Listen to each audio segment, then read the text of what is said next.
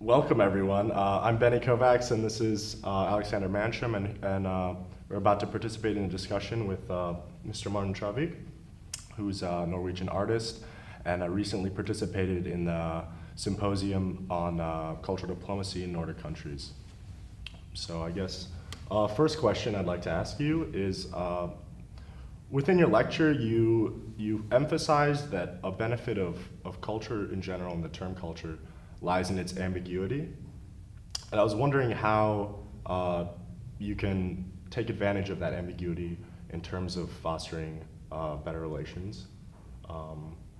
For example, with your recent project in North Korea, did the ambiguity of culture benefit your interactions with the government there, or were you able to kind of enter into that situation more easy because culture is ambiguous? To start from the end, yes, because culture has its defining features by being able to carry many messages at once, and I think this distinguishes it from, for instance, from politics, from commercials, from propaganda, which all carry one very defined message that is aimed at convincing the receiver to buy into those values, you could say. Mm-hmm. So definitely being an artist and working with, you could say, artistic strategies, both in implementing the projects, but also with the content of the actual performances, exhibitions, and so on. I always try to make sure that the content should be pushing some boundaries, but in both directions. So the answer to your question is yes. I think that one of the reasons why projects like the ones that I'm working with in North Korea are actually possible is that culture is normally regarded as being, relatively cute and harmless and diplomatic when it comes to culture as a tool for international exchanges. Okay. So you think in terms of interacting with countries that are viewed in a less positive manner, culture is specifically important in kind of opening a dialogue in general? Well,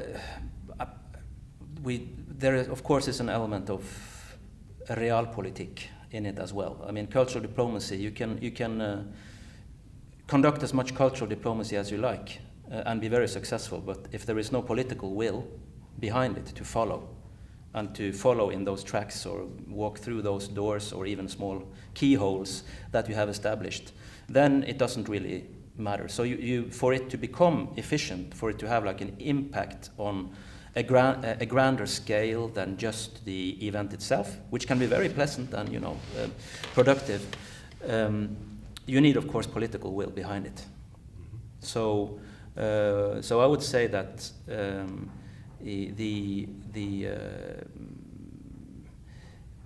what cultural diplomacy can do is that it opens a window of opportunity, and also it can in its best moments create a bigger understanding of not only your own culture but also of the other side's culture. And I think a lot of good human interaction on both the personal level and the global level has to start from understanding. Without understanding, a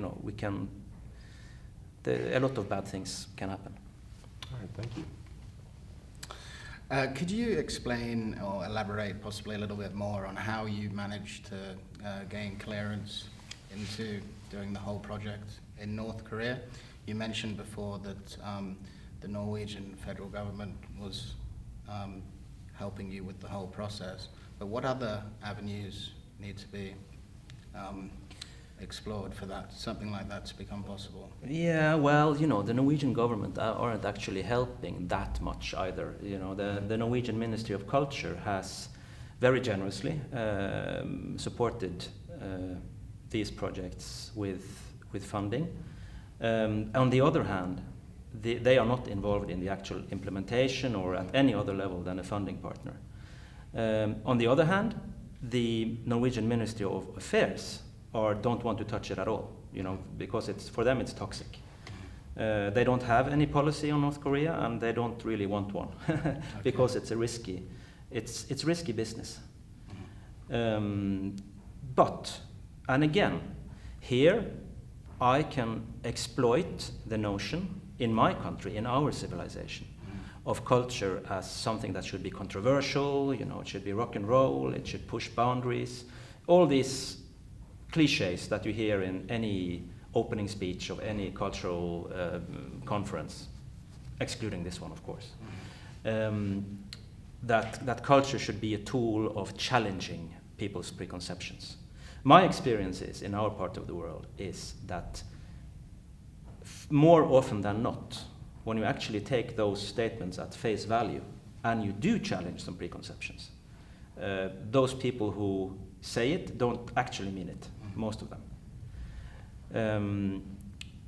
Which is, for me, it's not a negative thing, because it creates a very, very important dynamic of friction. And friction can lead to discussion, it can also lead to, to both fusion and fission, to say it like that.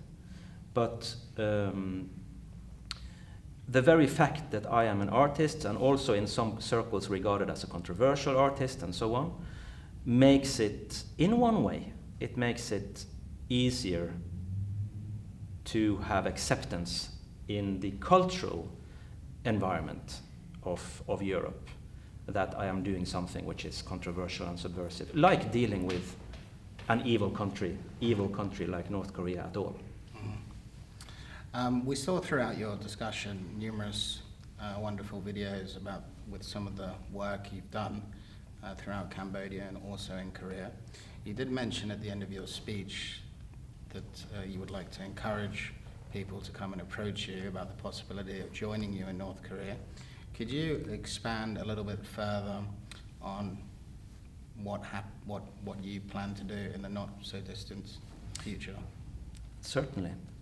The latest project that I am now developing in North Korea, in close collaboration with North Korean cultural authorities, because, mind you, there is no other way in a country like North Korea, and also in some other authoritarian dictatorships or state structures, that if you want to work there, you have to work with the government, because there are no structures there is no civil society, there are no counter forces or dissidents or so on. It doesn't exist in a country like North Korea.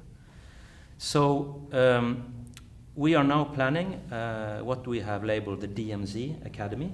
The DMZ, named after the demilitarized zone, which splits the Korean peninsula, which is a symposium for artists, international artists and Korean artists together, who will work together for a period of 2 weeks. We call it like a temporary academy that we will do together in Pyongyang in August 2015.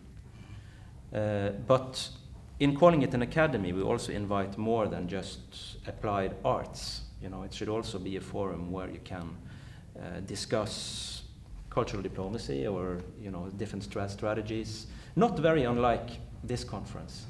Would definitely have a place in a forum like that as well. So the plan is that for these 2 weeks we are together, the international artists that will come from a selected number of non-Korean countries, with emphasis on European or like what we call the Western countries, with embassies in North Korea, because this is also something many people don't know, that many major European countries do have diplomatic relations with North Korea. So the artists will be giving work demonstrations from their own work. They will be giving lectures about their own work for the other participants. And the Korean artists will do the same.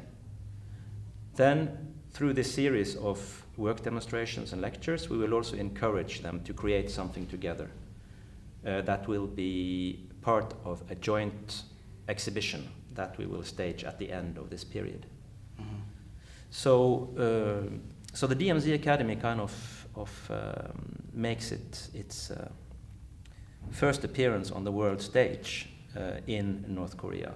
But we also think that this concept is perfectly well adaptable and applicable to also to other zones of seemingly intractable or locked conflicts. Okay.